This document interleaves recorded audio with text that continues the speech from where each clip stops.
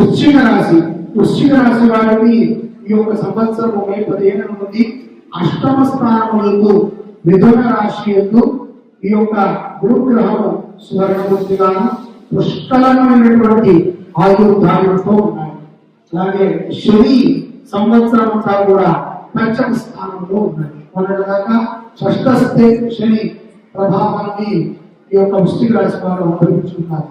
అయినప్పటికీ ఇలాగా బుద్ధిగా ప్రతి విషయాన్ని నమ్ముకుని చేసుకుంటూ వచ్చారు, ఎంతో ధైర్యంగా వచ్చారు. ముఖ్యంగా వృశ్చిక రాశి వారికి మనోధైర్యం కోల్పోలేదు. కానీ మనము ఎవరి దగ్గరైనా ఒక పదాన్ని వింటే వాళ్ళు వృశ్చిక రాశి వారు గుర్తుంచుకోవచ్చు. ఏ పదం అంటే సమయం లేదండి అంటారు చూసారా, వాళ్ళు వృశ్చిక రాశి వారు.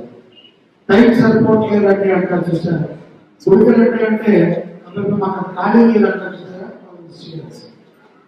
ఖాళీ ఉన్నా కాలేదు, ఎందుకంటే ఒకే పనిని తిప్పి చేస్తూ ఉంటారు. వాళ్ళకి బాగా అలవాటు అయిపోయింది. ఇక ముందు కూడా తన కార్యకలాపాలను అలాగే విజయాన్ని సాధిస్తూ ఉంటారు. గృహ విషయములు బాగా కలిసి వస్తాయి.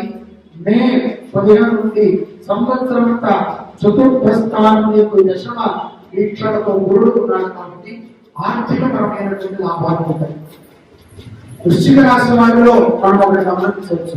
వారు ఏమంటారంటే, ఇప్పుడు మనం మాట్లాడితే ఏదో అవసరం కోసం మాట్లాడాలనుకుంటారేమో, ఇప్పుడు వద్దులే అని చెప్పి ప్రతి వ్యక్తిని అవాయిడ్ చేసుకుంటూ ఉంటారు. సమయం లేదు, మనం మాట్లాడితే కష్టం. ఈ రెండింటినీ కూడా వాళ్ళ దగ్గర చూడవచ్చు. కారణం ఏమిటంటే సోంబేరుడుగా తయారవుతున్నారు అని నా బాధ. సోంబేరుడత్వం పెరుగుతుంది. విద్యార్థులలో కూడా మంచిగా చదివే లక్షణాలు ఉంటాయి. మాస్టర్ లో పాస్ అవుతాడు మన అబ్బాయి వృశ్చిక రాశి వాళ్ళు. తెలుసు ముందు నుంచి చదవాలి కదా, ఏదో కాలం కలిసి రావాలి. కాలం కలిసి రానప్పుడు ఒక క్షణంలో పోవచ్చు. ఉద్యోగ అవకాశాలలో మార్పు ఉంటుంది.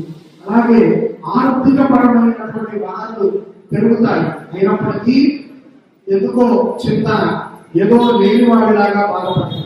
విదేశీ అవకాశాలు పెరుగుతాయి. భూములు ఉంటారు. రియల్ ఎస్టేట్ రంగంలో ఉన్నటువంటి వృశ్చిక రాశి వారికి బాగా నివసించేటువంటి అవకాశాలు ఉంటాయి. వీరికి ఈ సంవత్సరము అదృష్టపరమైనటువంటి ఆరాధన సుబ్రహ్మణ్యేశ్వరుని బాగా ఆరాధన చేయాలి. అలాగే కాలభైరవుని ఎక్కువగా స్తుతించడం ద్వారా వృశ్చిక రాశి జాతకులు దివ్యమైనటువంటి ఫలితాన్ని పొందగలరు.